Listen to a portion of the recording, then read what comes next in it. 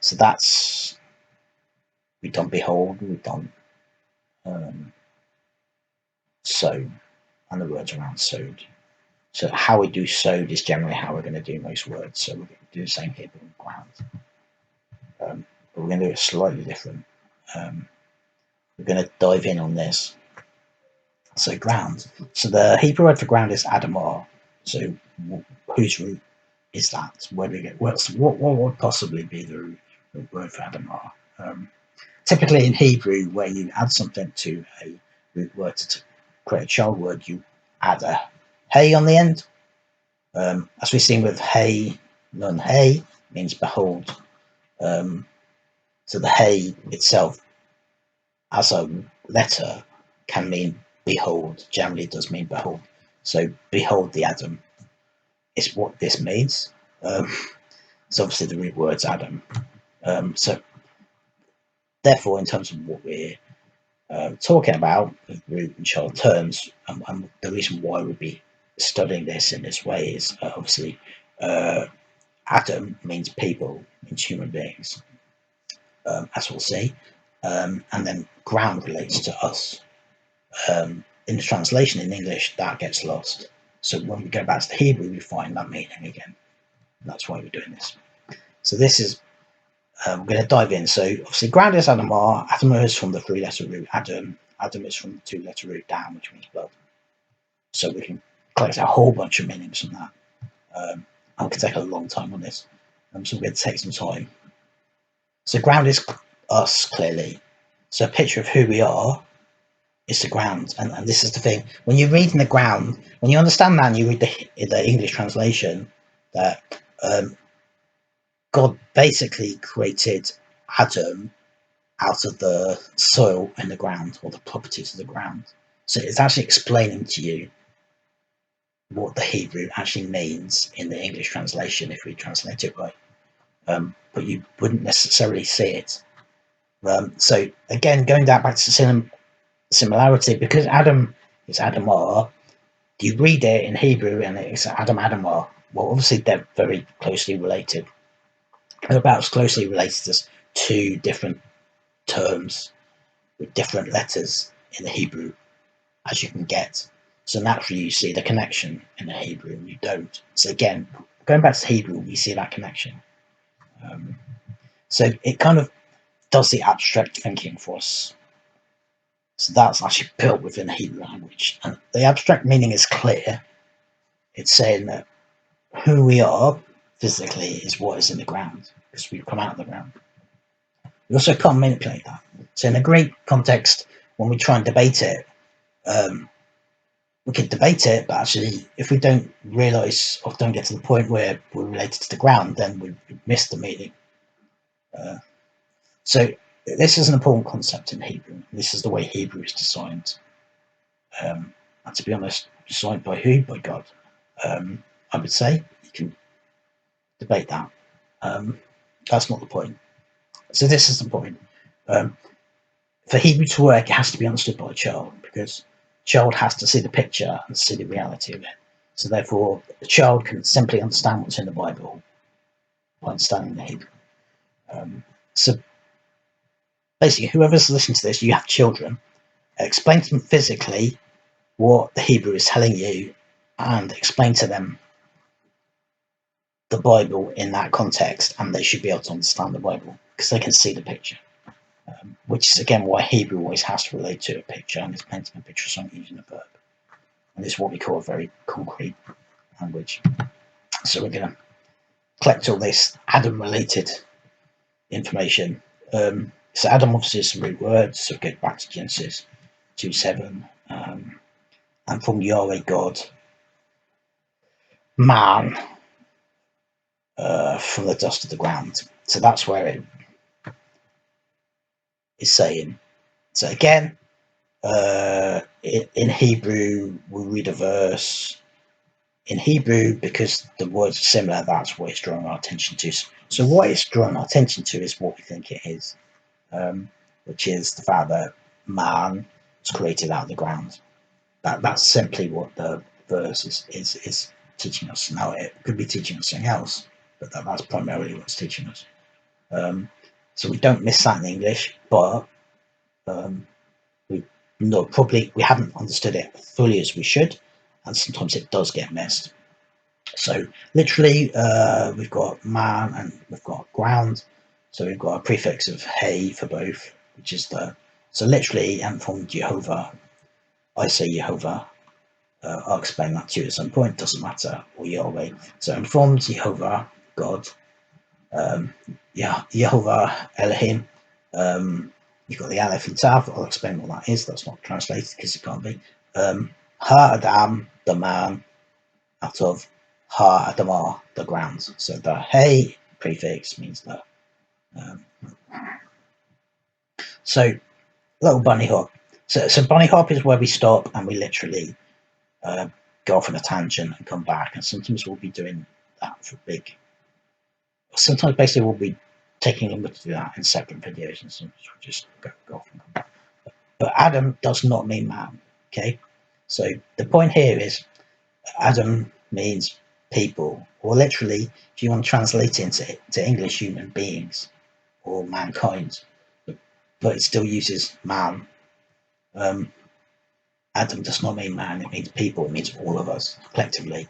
If you want to put it in sexual terms or gender terms, it means man and women together, because that's what Adam is at this point, because Eve's not been separated from Adam. So the point here is the Bible sexist? Well, yes, the language it uses sexist, but only when it's translated in English, because English is sexist. The Bible itself is not sexist at all in its original language, in the Hebrew. So this is the word for man, which is ish. So ish is not being used there, so it's not man. Woman, ironically, is the same word anyway, so again, it's not sexist. So you've got the same. So the root word for man is aleph, yod, shin. So that shin's that funny W thing. And that's just beautiful the way it is. We won't talk about that. So the woman's got aish and shin, and then hey. The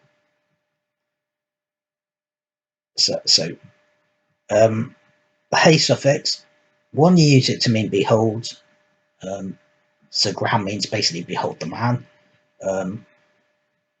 And the second use is for feminine. So everything in Hebrew has to have is either a feminine word or a masculine word. It can't be neuter, as in English. Or most terms in English are neuter, they're gender free.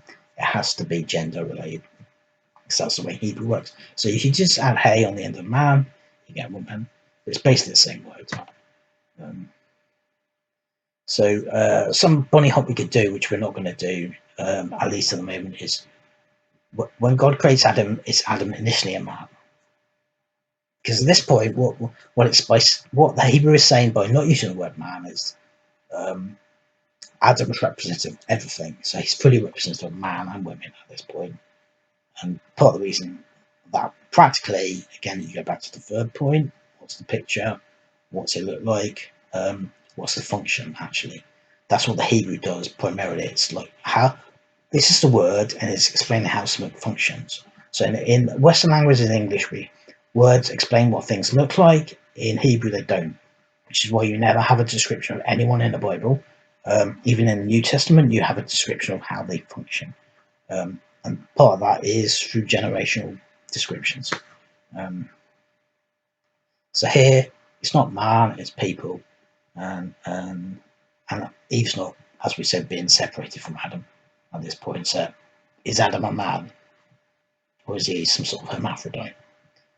That kind of gets missed actually, but in the Hebrew, when you read it in the Hebrew, it's like that's a more obvious debate, put it that way. So the two-letter root for Adam is Dam. So literally, what does Adam mean? If ground means behold the man, then if we look at the two-letter root, what does Adam mean? It means strong blood. So what is the ground? The ground is behold the Adam, but it's also behold the strength of the blood in the ground. And that's explained in Cain and Abel, which we will do a bunny hop video on. So bunny hop again, I'm not going to repeat this, or I'll try not to. When I say that, I'm always going to repeat it. We are stopping linearly what we're doing intellectually, and we're going off on one and then coming back. That's a very important bunny hop. There'll be less. In some videos, we'll do less. And they're kind of optional. Obviously, the reason for that would be because Abel's blood gets spilled on the ground.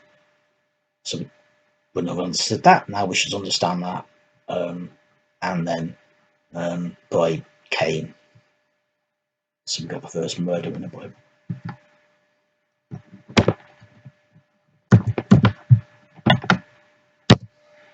Sorry, I'm just having struggle with my slides. So just if we dwell on that, what we made of damn blood. So again, simply, Hebrew is good science. So what we're made up of? Strong bloods. What does that mean? So in the Hebrew context, it could mean we're part God, part blood, or part physical, as in the ground, what's in the ground. It could also mean what is the strength of the blood. So it doesn't mean either, it means both. So we're part God, part earthly. So we're, again, what does that really mean? We're part practical, earthly, and we're part spiritual, godly, heavenly, so to speak. We're also the strength of the blood. Now, what is the strength of the blood? So basically, if we dive into this, and you should understand this anyway, it takes blood to retain blood. That's the point of blood. So basically, man's made up of blood. Ultimately, it takes Jesus' blood to redeem us. No, why? Because we've fallen. Why have we fallen? So we stop there. So basically, it's through the blood that we have life, both practically and spiritually. So again, the practical illustration of what blood does within us is the spiritual illustration of what spiritually blood does within us, which is it redeems us when it goes wrong, but it gives us life. So that's the power of the blood of Jesus on the cross, that in making a sacrifice for us, he gives life. So it works exactly the same way. So what is blood? So blood is literally what the Bible's trying to teach us, is a physical and spiritual exchange. So again, the physical and the spiritual definition is the same. So literally, practically, what does blood do? What's its function? Well, it's red. Why is it red? Because it's got oxygen. Again, go back to the science thing. So red blood is blood with oxygen in it. That oxygen gives life. When it becomes blue, it becomes oxygenless. So the life's been exchanged out of it. So what is that redness and that blueness? Is just oxygen, which is breath, which in the Bible is the ruach, which is spirit. So literally, how man functions is he's made of blood, so he's earthly. How does he become spiritual? Because he needs the breath of God, the breath of the Spirit within him, to produce spiritual life. Okay, and we see that reflected in the sacrificial Torah covenant system and the cross. The two different examples of providing solution to the sin of man, I should say sin of Adam, which is us. I use the term sin of man because it is practically man. Men are the problem, to be honest, or the bigger problem, I should say, because obviously women do sin. I won't get into that because it's a man's world, not a woman's world.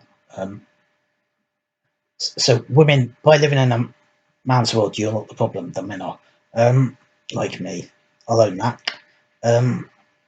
So the going back to what we're saying, the cross then and the Old Testament covenant system are two ways to view a solution to the same thing. So obviously one is pre-Christ, pointing to Christ, and one is Christ, which in the future points back to Christ. So everything leads to the cross. So actually, we see this, we won't go through this, but this is something you could possibly dive in. So we see this in Genesis 3:21. So what is the process? So just to recap, it's the blood that gives the life, and also it's the blood that needs to have something added to that then, how should I put this? The blood needs something added to it to give life to it. Okay, what is that? Breath or oxygen. So literally, Adam sins, and that creates separation from God. So what does God do? Well, God in Genesis 3:21, after Adam kills an animal. So what's he doing? He's providing that interaction, i.e., Adam sins, creates death, that sucks out the life out of the blood. Then something else needs killing, and the blood needs to be spilt from that to cover Adam's lack of blood. So the exchange still happens. So what that does, literally, is God kills the animal in Genesis 3 to cover Adam's sin, and literally covers Adam's sin by clothing him. And that's what the story is teaching. So that's the importance of blood that we can see without even looking at the term blood. And what we should see when we study the word blood is it repeats that. So Genesis ultimately teaches us that God created rules within creation, which, because they're rules within creation, sustain creation, basically. So there are three rules, okay? We'll look at this more deeply later, but this is what Genesis is teaching us. So there are physical laws we can see. So what we're looking at is seed. So this is why we're talking about this stuff. This is why it's important in context of parable, because the seed reproduces itself. So that's a law, okay? It's a physical law we see in nature, in terms of not just Mother Nature, although that's what we call it, but the way God created creation. There are scientific laws. We can't see those laws, but we can see the effect of it. So one would be gravity, but actually the reality is there are spiritual laws, and this is why we're looking at this stuff, and this is what the Bible is trying to explain to us, what life is, the purpose of life is in terms of relationship with God, that God breathes into us, that we are spirits, and how life, sin, and blood all relate within laws. So that those laws, because they're spiritual laws, like the visible laws, can't change. Because those laws have seed. Like physical, organic things have physical seed, those spiritual laws within them have seed to sustain them. If we basically break those laws, we break existence, and the universe fails to function, basically. So why is there consistency in these laws, and why can't we break them? Because the way God created the world was for the world to be self-sustaining and to not fall apart. So basically what we discussed is Adam's existence is both entirely dependent on blood, but both physically and spiritually. What we should see is the physical way that God created blood for a purpose is the same spiritual dimension. So the rules still apply, basically, and the rule is life is based on blood. So let's look at blood, and we should see some of that reflected in relation to Adam. So you might question why we're looking at blood. Well, we just answered that question. So now we're going to do typically what we do. So etymologically, blood means being similar. So it's a likeness or similarity to each other, firstly. We shouldn't get too far ahead of ourselves, because this is the way we're studying, so we're just looking at it very simply. So it's etymologically being similar or losing distinctiveness, making us the same or similar. So definition one is similar. So Genesis 1:26. So if we add in what we said already. So Genesis 1:26, and said God, let us make man in our image, according to our likeness. Within that word likeness is blood. So literally, we could say in the context of what we said about blood, it's telling us. So if we literally reread that and redefine it, and said God, let us make man in our image, according to our bloodness. So we're created in the image of God's bloodness. Well, what does that mean? Well, we just discovered what that means, and that's how we're similar to God. That's what it means to be in the image of God. So literally, the Spirit needs to give breath. Well, the Spirit practically breathes into us to give us spiritual life, and that is our spiritual likeness to God, and actually that is our likeness to God, because the word likeness has the word damn in it. As you can see that. If we go into the screenshot, so we've got this verse, Genesis 1:26. So the 2 lines and St. God. It's the end of the first line, likeness. So we've got a cuff. So what does that mean? That means like. So that's the prefix for like, and then you've got dam, and then you've got several different Hebrew letters, which are suffix, and also the child phrase to the root phrase, blood. So literally, that word means likeness, and the kof is a prefix for like. So literally, if you want to literally translate it, in our image, if that's correct, which we don't know because we're not looking, in our image, like our likeness. There you go. So again, going to what we said,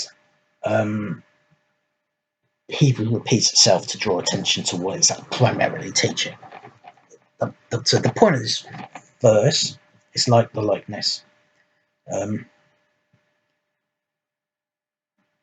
So these, so sometimes the word different. So it's the first half of that verse 26. What is the primary thing? It's what we're like in terms of how we're like God. Definition 2, intending similar action. So the translation here is false from Numbers 33, 56. So interestingly, how this is used, so we've got dam and then tav. So that's child. And obviously, again, the root goes back to dam. So it's interesting, the child phrase of the root for blood can mean thought. So again, how do we give life to the blood spiritually? We think. So just reiterate that question. How do we spiritually give life to our blood? Spiritually, we do that by practically thinking. Yeah, that's what it's explaining to us. So we can see 1819. We can see the dam and the mem at the front there. No prefix.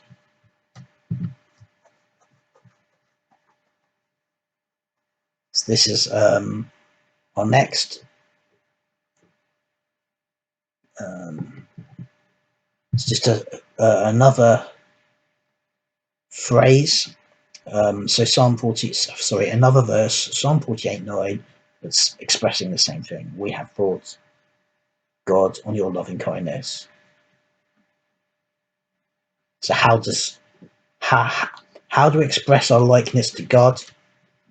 Because we think in having a thought relates to the word dam in Hebrew.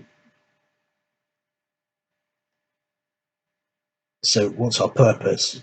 To think. And how do we express our likeness of God? We think, but we think about God. But actually, the literal interpretation would be not just think, but we're conceiving and imagining. So we're picturing in our spirits who God is. And we have that ability, and that's how we're like God. Yeah? So I think that is self-explanatory. If any of this stuff is just like, oh, I don't quite get that, just listen and pause and look at the words, and it should be relatively straightforward.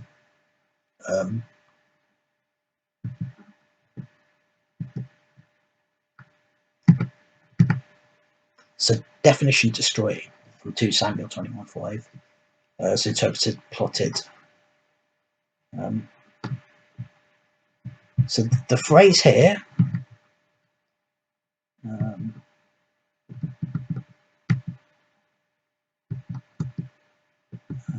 you might want to look at the screenshot in the video of the Hebrew. So we've got chapter 21 of 2 Samuel, verse 5, 2 lines at the end of the first line, plotted, so Hebrew Strong's 1819. So we said Adamah.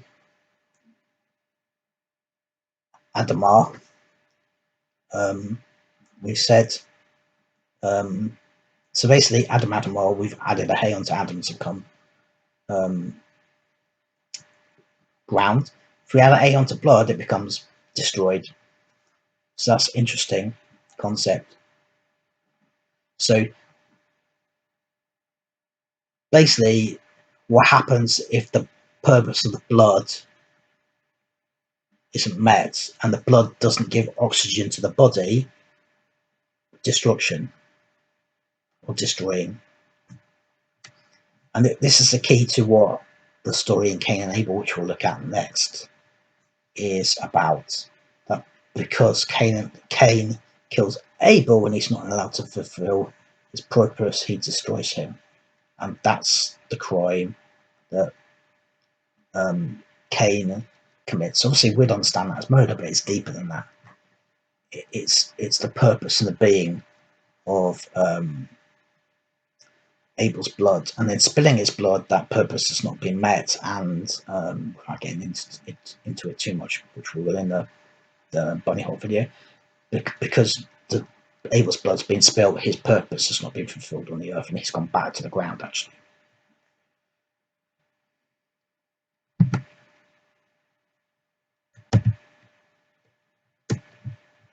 Sometimes, if we look at a root word, we'll see it means the opposite. One of the definitions, like in this case, it's the opposite. Well, why is that? That's a good question. I fully can't answer that because I don't understand or I don't know.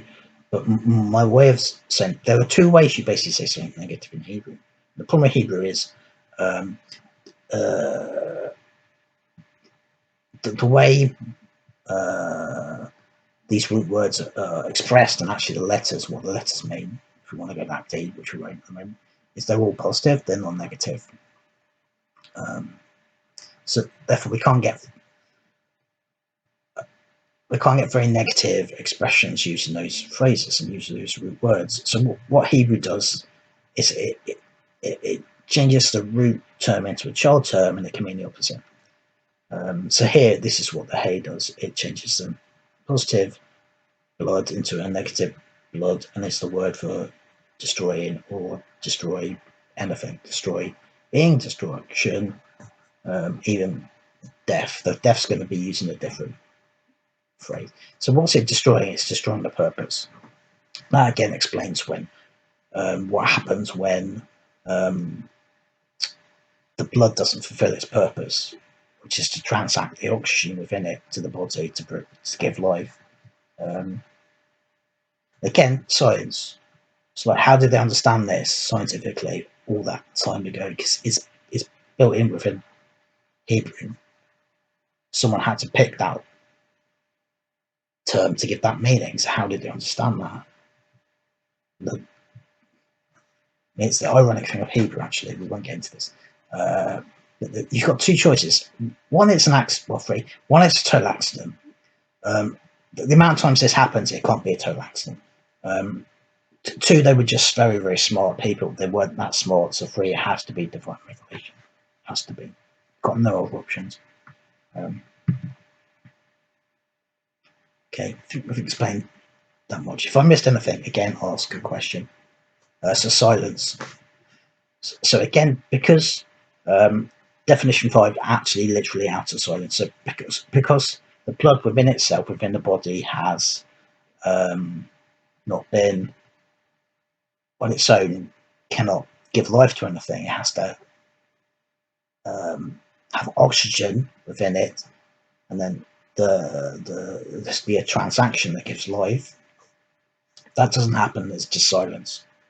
So that's what not having a purpose looks like. That's what happens to Abel when Cain kills him and his blood spot on the ground. He's silent.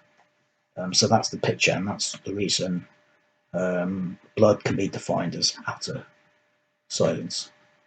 And because etymologically blood means resemble, we can't then resemble anything.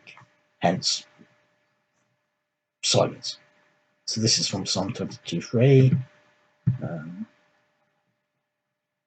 can see the Dalet Mem here.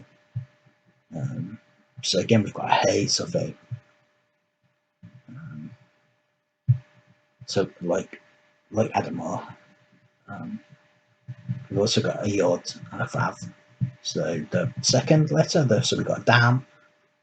So blood dam is Dalet Mem. We've got a vav in between. So we've got Dalet, vav, Mem, blood, and then we've got a yod added to create a child term. And then we've got a hey.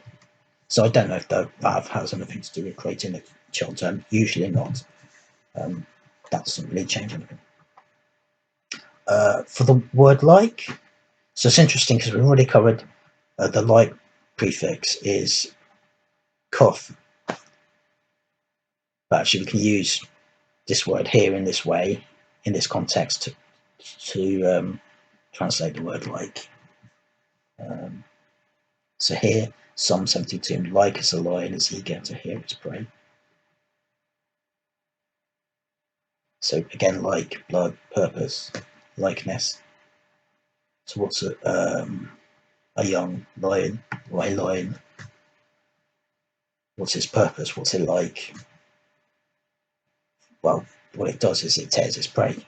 And again, if you go into a field, observe a lion, that's what it'll do. Eventually it'll catch something, and that's the end of that thing. And that, everything we talked about Hebrew should reinterpret. It's poetic. It's giving. Poetic license isn't the way, but it's got its own internal poetic license. So it's painting a picture of something. Again, that's the way Hebrew is, how it functions itself within itself. So it's supposed to do that. So if we read that like it's a lion, it's eager to tear his prey, like a young lion lurking in a secret place. So rise, Yahweh, confront him, cast him down, deliver my life. So poetically, what it's painting a picture of is Yahweh or Jehovah can be like that. God can be like that. So as destroying as a lion can be, with terms of it lurks around the corner and it is stalking its prey and then it just rips him to pieces. That's the power that God has. And I think ultimately that's why we call the lion the king of the jungle, because it has that destructive power within it. So that's within who God is, who Jehovah or Yahweh.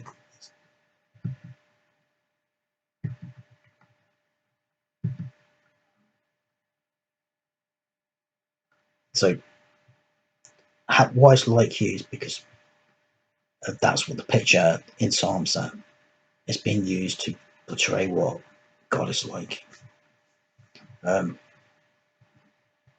So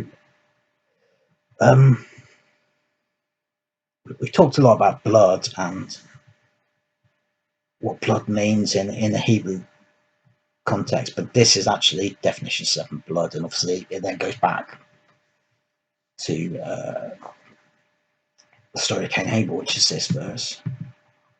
So I hope you can see this. This is on 3 lines, and he said, "What have you done? The voice, the blood of your brother." So again, the blood is silent, but actually, what Jehovah is saying to, or God is saying to Cain, is yeah, it's silent, but it's not silent. It's crying out spiritually from the ground, and that's to do with the purpose. And again, you've got ground. So we've connected blood. I was going to say man. That's wrong. That's wrong, Tim. Blood, us as in people, and the ground, to the word two-letter root dam. So again, without the Hebrew understanding, we'll miss this. So we'd understand the blood goes back to the ground, but we won't understand the relationship between the ground. So just as Adam was created practically from the ground, and that's who he is. So Abel is the same. That's what he's made up of the ground, but he goes back to the ground before he's been able to fulfill his purpose. And actually, I think I've yattered on about this long enough. I probably don't need to do a bunny hop video. I'll just get caught up. That's my excuse, but I get caught up. I'll do it anyway. And if you haven't understood everything we've said, so we'll just look at this and the whole story of Cain and Abel and draw it together, and it should repeat what we've really learned because the Bible is consistent. So again, the atheists will accuse the Bible's not consistent. Well, within itself, as it was originally written in Hebrew, it is consistent. It's just that we don't understand within its own culture what consistency is. So I hope you pick that up. So one, doing as well as doing this is arming you with some stuff that you can then respond to people and say, well, actually, you say that as an atheist or a scientific atheist, and that's true, but it's from your context and your own understanding of the Bible, which is wrong. This is what the Bible says, and this is what it means. So yeah, use that in that context if you ever come across that. So that's another thing. Once we learn this stuff, what we're learning is good for proclaiming the gospel.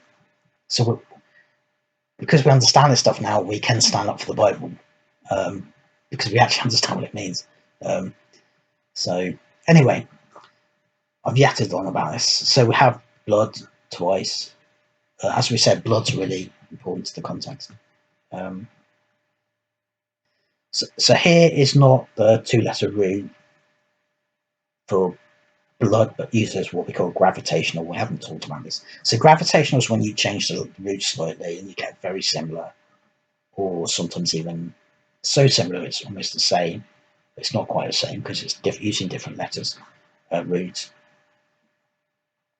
So this is so we've gone gravitationally from a Dalet Mem to a Aleph Lamed Mem ALM. So we've got the interpretation of silence or being silent used here, which is a definition of blood. So we then might go, okay, if blood then can mean silence, it's one of its root or core definitions, and then we have this, then this relates to blood, so what does this mean, potentially? So if you want to do a bunny hop, you can. So that's Strong's 481. So if you know how to go and find that reference from the Bible verses, and if you don't, I'll show you some other point. Do it later. We don't want to get too far off one or too many things. As you can see, you can get really lost really easily. So definition 9, I think this is the last. Figuratively can mean wine. So here is Genesis 49:11. So you have lots of phrases here related to blood and wine. So you've got vine, second word here, wine, grapes, and you've got blood. So washed in wine his garments, and then the blood of the grapes. So figuratively, blood's used for grape juice, basically. So why do we use grape juice in the Lord's Supper? Because it's already been pre-established in the Bible that figuratively blood can be used for grape juice, which is what. So this isn't quite so much of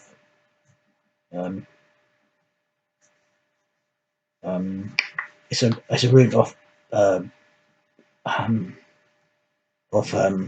blood down. It's of Adam. We're just going back to it, and so this is red. It really means ruddy, that kind of ruddy colour. So it's used in Song of Solomon. That's why. So basically explaining he is not what it's describing as someone who's not basically white. So obviously then the point there is, this is kind of why I've thrown this in. It's not the only reason I've thrown in. Obviously there's a lot of stuff going on about racism. So actually look at the Bible and say, basically if you want to ask, the question was Adam basically a white man or a black man, you won't be able to find it. If you understand Hebrew, because red or ruddy relates to the root phrase for Adam, in H119, so you can go away again and see where that's used, that phrase, in that context for the different races. Anyway, so basically the point is, the Hebrew is saying Adam's not a white man, he's basically a black man, or more specifically a red man. If you want to be that specific. So this is from Isaiah 1:18. So interestingly, it's translated a lot from the Old Testament in the Hebrew as red, but also blood. It uses this phrase. So that phrase for blood, when it's used, and there is different phrases for blood, relates to Adam. But again, the two-letter root for blood is part of Adam. It's Dam.